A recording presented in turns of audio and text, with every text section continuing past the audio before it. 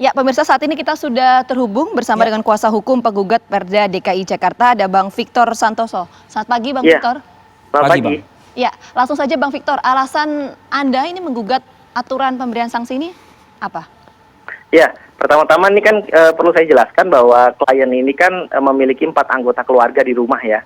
Artinya kalau misalkan mereka menolak dilakukan vaksinasi, maka harus menyiapkan uang sebesar 20 juta, kan gitu. Oh. Nah, karena satu orang kan 5 juta hitungan sanksi dendanya. Nah, yang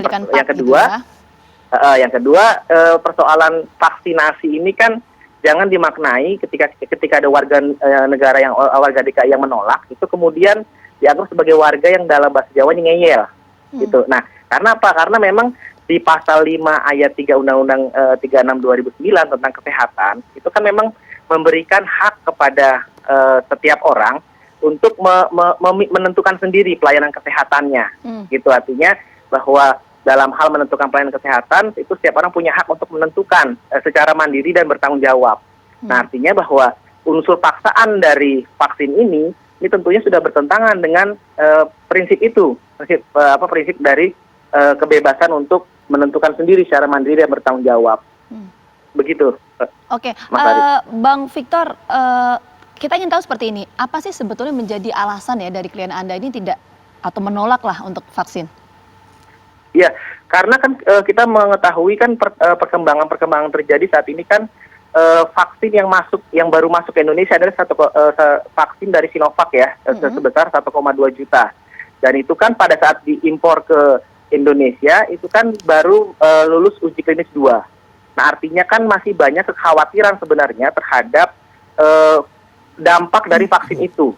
Lalu yang kedua juga tidak ada jaminan ketika seseorang divaksin lalu kemudian bebas dari COVID. Karena ini juga kalau tidak salah baru kemarin ya Mendagri ataupun ketua BNPB itu menyatakan bahwa masyarakat jangan menganggap semuanya selesai setelah divaksin. Nah, sehingga dari pemerintah pusat sendiri malah tidak memberikan paksaan terhadap vaksinasi itu. Gitu. Nah, sehingga ini yang kemudian membuat klien saya ini menganggap bahwa sesuai dengan juga yang disampaikan oleh Menteri Kesehatan terdahulu, Dr. Terawan, bahwa pertahanan utama untuk menghadapi COVID ini sebenarnya 3M. Gitu. Betul. Kalau vaksin ini kan hanya pertahanan kedua dan juga tidak menjamin seseorang ketika divaksin maka langsung kemudian bisa bebas tanpa menggunakan masker, bebas berkerumunan, kan tidak seperti itu. Artinya vaksinasi ini tidak menyelesaikan secara langsung peredaran COVID itu. Nah, sehingga pertanyaannya untuk apa atau apa urgensinya sehingga harus dipaksakan kepada warga DKI? Karena saya lihat dari perda-perda yang lain itu tidak ada pemimpin pemerintah daerah di beberapa daerah lain di Indonesia ini yang memaksakan seperti di Jakarta. Oke, baik. Begitu. Baik, artinya perda ini baru ada di DKI Jakarta, begitu menurut Anda ya? Iya, sepanjang pengetahuan saya seperti itu. Dari narasi Anda tadi, saya menangkapnya begini, tidakkah salah alamat klien Anda itu menggugat Perda DKI Jakarta? Kenapa tidak digugat Perda kebijakan vaksinasi COVID oleh pemerintah Republik Indonesia?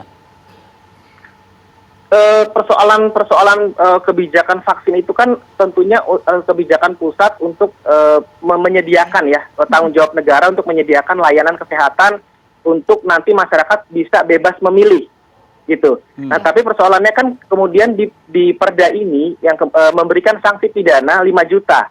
Artinya bahwa setiap orang ini kan memiliki kondisi fisik dan kesehatan yang berbeda-beda. Artinya dampak dari vaksin itu pasti akan berbeda-beda ke setiap orang, termasuk ke klien kami dan dia punya anak yang masih balita. Artinya yang jadi concern oleh klien Anda itu adalah efek samping atau mungkin pasca vaksin lah gitu ya mungkin ya? Iya, artinya bicara keamanannya, keselamatannya begitu ya? Iya, ini kan persoalannya kan edukasi ke masyarakat untuk bisa yakin bahwa vaksin itu aman untuk dirinya dan keluarganya ini kan belum secara efektif ya, artinya bahwa banyak warga masyarakat yang masih khawatir, gitu ya, masih khawatir Bang Victor, sebentar. Tapi kalau misalnya sudah ada izin dari BPOM mengeluarkan izin darurat penggunaan vaksin, gimana?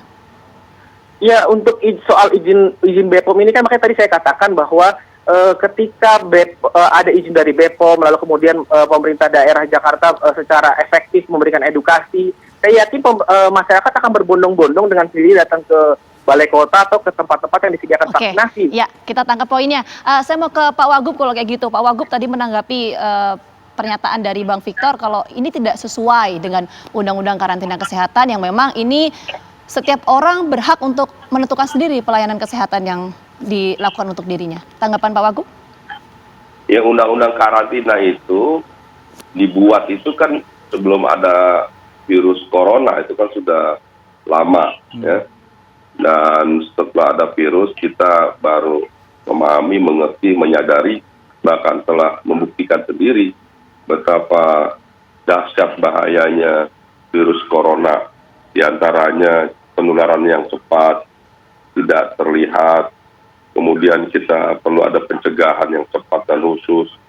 Ini juga membahayakan bagi orang lain. Kemudian juga vaksin ini merupakan salah satu bentuk pencegahan upaya dari kita ya. Jadi virus ini juga sangat mematikan. Ya. Nah jadi sekali lagi waktu undang-undang karantina dibuat kan belum ada hal seperti COVID ini. Pak Wagub. Kemudian ketika perda dibuat, ya memang situasinya waktu itu awalnya memang ada dua sebetulnya. Banyak orang yang menolak di swab. Ketika itu kita lihat seperti pedagang-pedagang pasar di beberapa daerah, karena dia merasa kalau di swab nanti kalau ketahuan harus tutup, tidak boleh berdagang. Akhirnya mereka memilih tidak mau di swab. Kemudian ada kejadian waktu itu beberapa daerah yang menolak dikubur secara protokol COVID, mulai dari pemandian, kafani, bahkan dikuburkan tidak mau. Pak Wagub, itu kan sangat membahayakan. Pak Wagub, Ya. Maaf saya potong Pak Wagub, tapi pertanyaan begini, tujuan dari pemerintah ini memberikan sanksi denda adalah agar orang-orang ini mau divaksinkan begitu. Nah tapi pertanyaannya Pak Wagub, kalau misalnya ya kan masyarakat ini kemudian mampu membayar denda sebesar 5 juta rupiah yang kemudian diberlakukan oleh pemerintah Pemprov DKI Jakarta, ini bagaimana? Jadi tujuan untuk menarik masyarakat mau divaksin jadi susah dong kalau gitu. Ya, jadi memang ini tidak mudah ya kita melakukan gini. Satu sisi kami menyadari betul juga yang disampaikan tadi saudara kita bahwa warga itu punya hak ya untuk menentukan ya. Dan juga tanggung jawab pemerintah memberikan pelayanan. Satu sisi itu sangat betul ya. Yang sisi yang kedua yang seperti yang saya sampaikan, kita perlu juga memastikan keselamatan, kesehatan warga itu sendiri dan keluarga dan warga lainnya. Dan virus ini sangat berbeda dengan virus yang lain. Vaksin ini berbeda dengan vaksin polio, vaksin cacar dan sebagainya. Karena ini sangat membahayakan. Yang ketiga, ya, apakah gugur? Ya memang kita ini tidak mungkin karena ini akhirnya memberikan hukuman kurungan badan. Bagi yang menolak, pilihannya dua. Kalau tidak denda, umpamanya kurungan badan. Akhirnya kita hilangkan kurungan badan, diputuskan bayar sebesar 5 juta dan bisa sampai juta bagi yang dilakukan secara paksa. Nah itu artinya memang masih ada pilihan ya bagi orang yang menolak dengan berbagai alasan ya, bahwa dia ya sudah dia pilih denda. Akhirnya ya hilang memang ketentuan ini ya. Tapi kan kita tidak memaksakan untuk kurungan badan atau penjara. Memang ini tidak mudah ya terkait masalah sanksi pidana berupa denda 5 juta dan lain-lain. Untuk itu memang kami serahkan nanti pada Mahkamah Agung yang mungkin bisa memutuskan yang terbaik ya bagi masyarakat, bagi ketentuan hukum dan lain sebagainya. Kalau kita fokus ke soal denda 5 juta bagi yang menolak vaksin ya Pak Wagub, apakah tidak terlalu cepat atau buru-buru mengedepankan atau mensosialisasikan kalimat tersebut? Karena masyarakat juga pasti kan menanti begitu ya izin dari BPOM terkait keselamatannya, keamanannya, efek sampingnya, kadar yang ada di dalam vaksinnya, ya kan? Apakah itu bicara soal halal haramnya? Meskipun sudah beberapa diskusi, beberapa penjelasan dari pemerintah RI yang menjelaskan hal tersebut, Pak Wagub. Ya kan, perda ini kan nggak bisa dibuat setelah semuanya selesai. Perda ini kan dibuat juga dalam rangka pencegahan ya. dan kepastian aturan dan hukum yang ada. Kita tahu waktu itu perda ini dibuat, awalnya seperti yang saya sampaikan terkait denda ini, ada dua hal, orang yang menolak vaksin dan orang yang membawa lari atau tidak mau diperlakukan protokol kesehatan atau COVID bagi jenazah keluarganya. Itu awalnya sebetulnya ketentuan. Kemudian di DPRD berkembang menambah vaksin, karena ketika dibahas DPRD mulai rame perlu ada vaksin.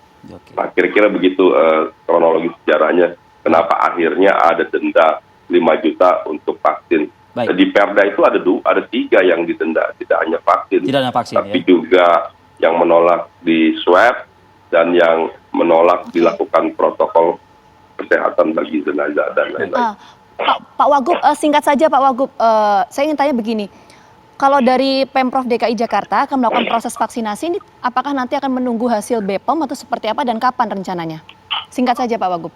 Ya sudah diatur, insya Allah di minggu kedua, minggu ketiga bulan Januari ini, di hampir seluruh provinsi diberlakukan sama, termasuk Pemprov DKI Jakarta. Dan menunggu hasil uji BPOM, betul? Loh iya kan sudah ini, sudah selesai semua prosesnya, ya. Ketentuannya. Jadi kami tentu mengikuti ketentuan yang sudah diatur dan ditentukan oleh pemerintah pusat. Kami sifatnya menerima saja dan melaksanakan peraturan ketentuan yang diatur oleh pemerintah pusat, melaksanakan vaksinasi bagi seluruh warga dan termasuk di DKI Jakarta. Mudah-mudahan hadirnya vaksin ini memberikan keyakinan dan kepastian terkait keselamatan dan kesehatan warga. Baik, Bang Victor, terakhir Anda Bang Victor. Saya pertama yang ingin saya sampaikan bahwa Undang-Undang 36 2009 itu bukan Undang-Undang karantina kesehatan, tapi Undang-Undang kesehatan. Ini merupakan prinsip ya, artinya bagaimana mungkin sesuatu zat yang dimasukkan ke dalam tubuh secara paksa, itu kemudian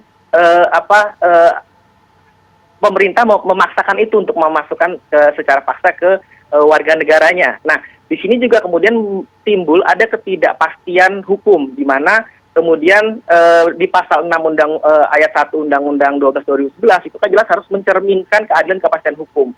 Nah, artinya bahwa ketika vaksin ini kemudian didistribusikan ke semua daerah, hanya Jakarta saja yang kemudian mewajibkan dengan adanya sanksi.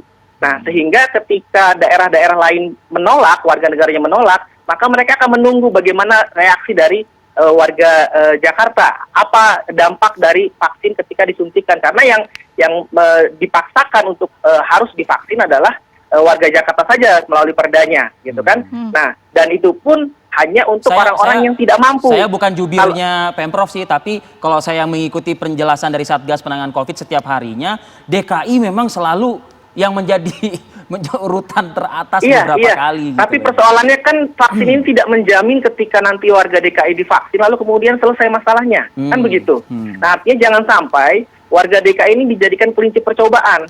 Karena di daerah-daerah lain tidak dipaksakan tuh, Mas. Tapi di DKI dipaksakan, sehingga bisa saja nanti semua daerah akan menolak, menunggu bagaimana reaksi yang terjadi kepada warga DKI ketika sudah disuntikan vaksin secara paksa. Kita punya lembaga namanya BPOM, tentu kita yakin lah ya kepada lembaga tersebut. Iya, secara keyakinan kalau terhadap lembaga tersebut iya, tapi kan masyarakat tidak bisa dipaksakan. Betul. Itu artinya bahwa ini yang jadi persoalan, titik poin kita adalah jangan sampai kemudian warga DKI Jakarta ini dijadikan prinsip percobaan untuk melihat efektivitas dari vaksin tersebut. Dan inilah yang nanti akan dibahas di MA ya tentunya ya. Iya, itu kita jelaskan karena nanti di sini terjadi ketidakadilan di mana warga negara yang mampu membayar itu kemudian dia tidak perlu mencoba dulu. Biarkanlah warga-warga yang tidak mampu itu yang kemudian dilakukan vaksinasi walaupun secara gratis. Gitu. Nah, nanti baru setelah itu terlihat aman baru semuanya kemudian mengikuti. Nah, ini kan menurut saya cukup tidak adil ya. Artinya terhadap warga-warga tidak mampu di Jakarta terkesan menjadi kelinci percobaan dalam vaksin ini. Baik Bang Victor, terima kasih atas waktu Anda pagi ini. Pak Wakil Gubernur DKI Jakarta, Pak Ahmad Riza Patria, terima kasih Pak atas penjelasannya tadi. Kita sama-sama tunggu nanti perkembangan dari Mahkamah Agung seperti apa. Sehat selalu untuk Anda berdua.